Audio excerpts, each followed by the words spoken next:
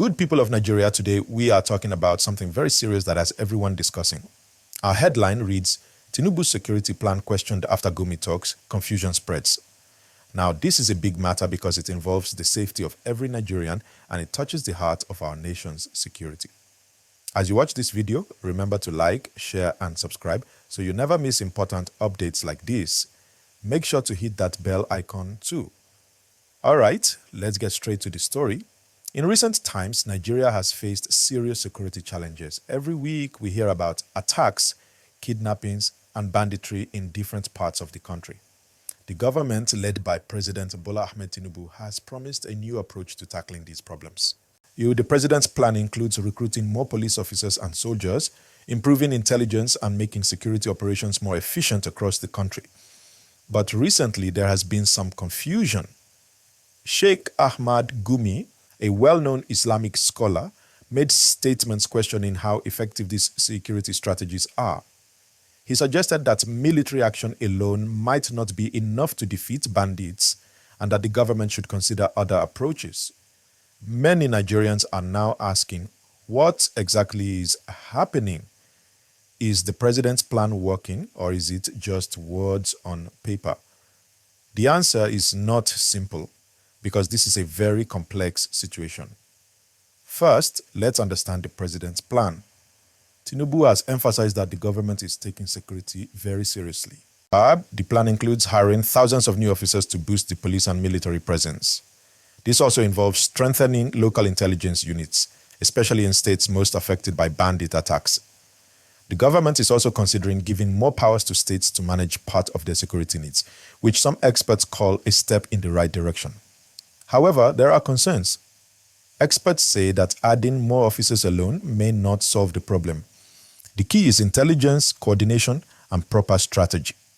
Bandit networks are not small. They are well organized and often heavily armed. The government knows this and is trying to improve communication between different security agencies. Sheikh Gumi's statements added to the confusion because he has a strong voice in the north. When he questioned the government's approach, people started debating publicly. Some Nigerians agreed with him, saying the government should try new solutions, while others criticized him, saying such comments may encourage criminals. Meanwhile, ordinary citizens are living with fear. Schools are attacked, villages are raided, and communities are under threat. When people hear conflicting statements from leaders and respected figures, it is natural to feel unsure about what to believe. Now, despite the confusion, the government insists it is making progress. Joint operations between the army and police have led to arrests in some areas and disruption of bandit networks. Government officials say these efforts are showing results, even if it is not always visible to the public. It is important for every Nigerian to understand that resolving insecurity is not an overnight process. It requires planning, cooperation, and patience. While frustration is normal, the steps being taken are designed to protect communities and prevent further attacks. At this point, I want you to like this video and subscribe if you haven't already. Keep watching because we will break down exactly what is happening, state by state, and what the government is doing in real time. In the Northwest, banditry has been the most severe. States like Zamfara, Katsina, and Kaduna have reported multiple attacks in the last few months. Local communities have often had to rely on vigilante groups for protection. The government now wants to bring these groups under official supervision so they can coordinate better with the army and police. Sheikh Gumi believes that negotiation with bandits may also be necessary in some cases. No, this idea is very controversial. Many Nigerians feel that negotiating with criminals is wrong. Others believe it may save lives in the short term, while the military works to dismantle the networks. In the North Central region, states like Benue and Niger have experienced similar problems. Farmers and villagers are often caught in crossfire.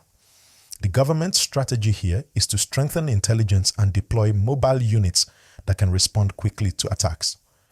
It is also important to note that President Tinubu has asked citizens to remain calm. He says that the government is aware of the challenges and is committed to protecting everyone. This message is very important because it reassures the public that action is being taken. As I continue, remember to hit the like button and subscribe. Share this video with your friends and family. Discussions like this are very important because everyone needs to know what is happening in our country. Now, looking at the bigger picture, this issue is not just about bandits or attacks.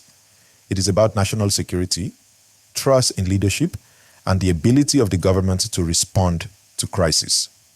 The confusion we see is partly due to the complexity of the problem. It involves multiple states, multiple security agencies, and multiple strategies at once. Sheikh Gumi's statements remind us that opinions differ on how to handle insecurity. His views have sparked debate in the media and online. Some people support his ideas, some oppose them. But the key takeaway is that Nigerians want action, not just words. Communities want to feel safe. Parents want their children to go to school without fear. Farmers want to work their land without being attacked. This is what the government is trying to achieve through Tinubu's security plan. As we move forward, let's look at what is happening in some key states. In Zamfara state, for example, bandit attacks have been relentless. Entire villages have been targeted and many people have had to flee their homes. The government has responded by deploying additional military units and working with the local vigilantes to secure vulnerable areas. This approach is intended to reduce attacks and give communities some sense of safety. In Katsina State, the situation is similar. Kidnapping and banditry have become major concerns for residents. Security forces are conducting targeted operations to track down criminals, recover stolen property, and free hostages. These operations are coordinated with intelligence reports, which means the government is trying to act before attacks happen, not just after. Moving to Kaduna State, the focus is slightly different.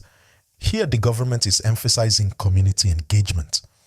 Residents are being encouraged to report suspicious activities, while local leaders are working closely with the police and army to prevent attacks.